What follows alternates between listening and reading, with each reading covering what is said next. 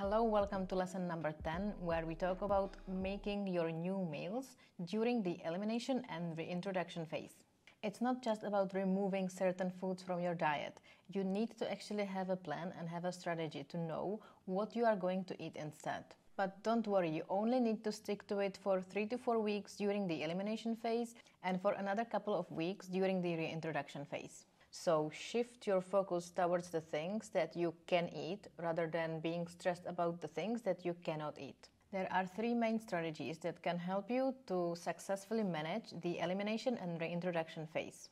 You can either modify your existing meals, you can create completely new meals, or you can get some meal plan and get ready meals ordered and delivered. So let's talk about how you can modify your existing meals. If you have already finished your preparation phase and you have done those 2 weeks of food journaling, you have actually created a pretty good database of meals that you would typically eat. So now your goal would be simply go back to those meals and remove the items that you are not allowed to consume during your elimination and reintroduction phase. And your goal now would be to use your creativity and replace those foods with alternatives from your green list. This will very much depend on what foods are on your red list and on your green list. So you need to create very custom and unique meals. So here are a few examples how it can actually look like in reality. For example, instead of traditional cereal bowl where you would have oats or granola with milk, you can use 100% quinoa cereal or coconut flakes with rice milk. Or when it comes to salad dressing that you would normally do with yogurt, you can replace yogurt with avocado to get your salad the desired creaminess. If you normally eat traditional wheat pasta, you can replace that with zucchini noodles or brown rice pasta. If you frequently eat burgers and you are not allowed to eat beef, you can replace the burger patty with a turkey breast or a bison steak. And you can put it in between sweet potato toast instead of a burger bun, or just simply wrap it in a lettuce.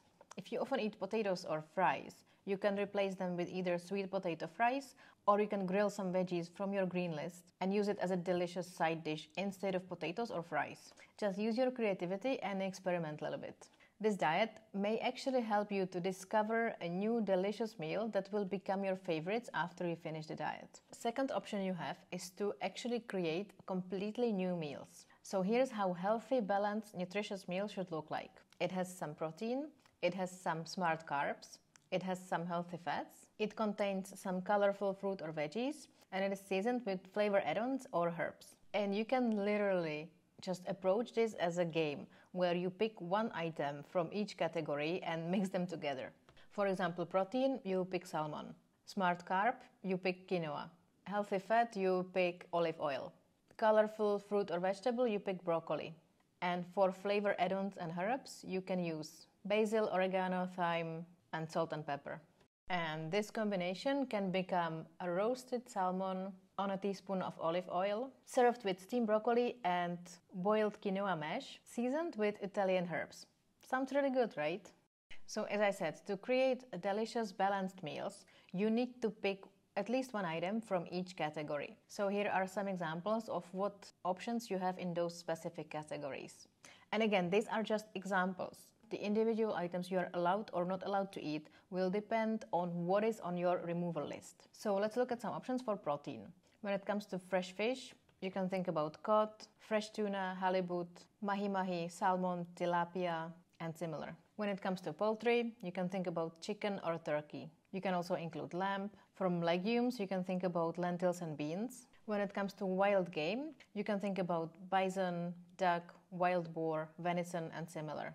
And when it comes to protein powder, you can consider rice-based protein powder. Here are a few examples of smart carbs. When it comes to gluten-free whole grains, you can consider amaranth, brown rice, buckwheat, millet, or quinoa. When it comes to starchy vegetables, you can consider beets, plantain, sweet potato, squash, parsnip, yuca, and similar. When it comes to fresh or frozen fruit, you can consider pretty much anything.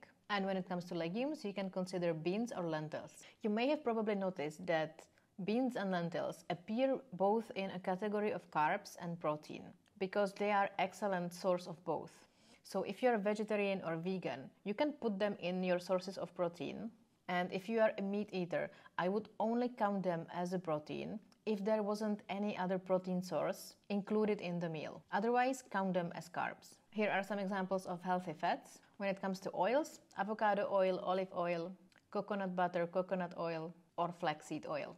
When it comes to whole foods, avocado, coconut, nuts, nut butter, seeds, seed butter, or olives. And when it comes to colorful vegetables, you can eat pretty much anything, with the exception of eggplant, peppers, tomatoes, and potatoes. And this exception would only apply if you do the standard elimination diet. And your last step to create delicious meals is to add some seasoning. So here are a few examples of what herbs work good with protein. Horseradish and dill, basil and oregano, thyme, rosemary and sage, peppercorns and majoram, dill and mustard, bay and juniper, savory plus majoram, cumin and coriander. Here are a few examples of what herbs work the best with carbs. Scallions and ginger, rosemary with thyme, basil with parsley, chives with dill, saffron with parsley, savory with tarragon, oregano, basil and majoram, mustard and parsley, bay and caraway, dill and fennel, mint with basil,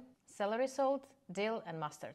And here are a few examples of what herbs work the best with veggies. Thyme, oregano, parsley and basil. Sage and thyme, curry, cinnamon and cardamom, cinnamon, nutmeg and thyme, ginger and cinnamon, caraway, cloves and coriander, coriander, cumin and cinnamon, nutmeg, mace and ginger. So pick one or two from each category, put it together, cook it and make it a meal. Here is an example.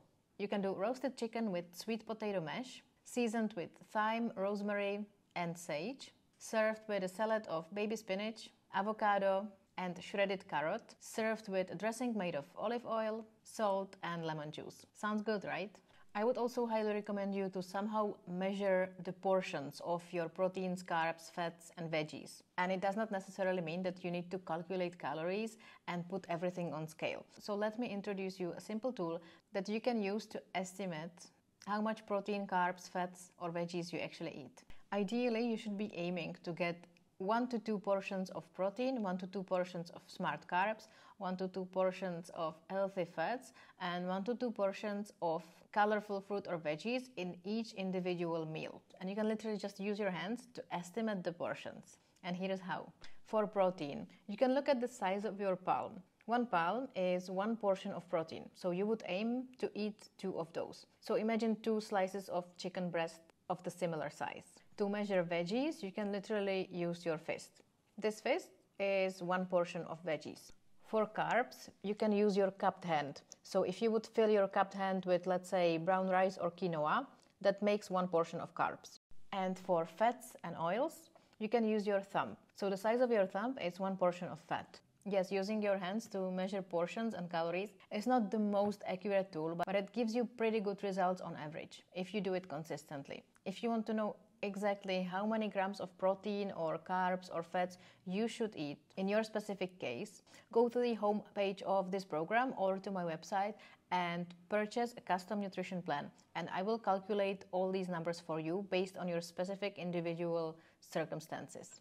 So third option to make it through the elimination and reintroduction phase is to order and purchase ready meals. It has, however, a couple of disadvantages. It's usually pretty expensive and it can contain hidden ingredients that are not mentioned in the ingredient list. So you don't have 100% control over what you actually eat. Chefs usually use a couple of strategies to make your meals taste better. They add flour, they add egg yolks, they add cream, they add butter or sugar. So I would only recommend this strategy as the last resort if you are for some reason on certain days unable to make your meals at home from the basic ingredients from scratch. If you, however, need to occasionally eat outside and you need to order a meal in a restaurant, here are a few things you can do. Search for meals that don't have breading, sauces, dressing or toppings. Ask the staff questions about how the meal is actually prepared and what goes into the meal.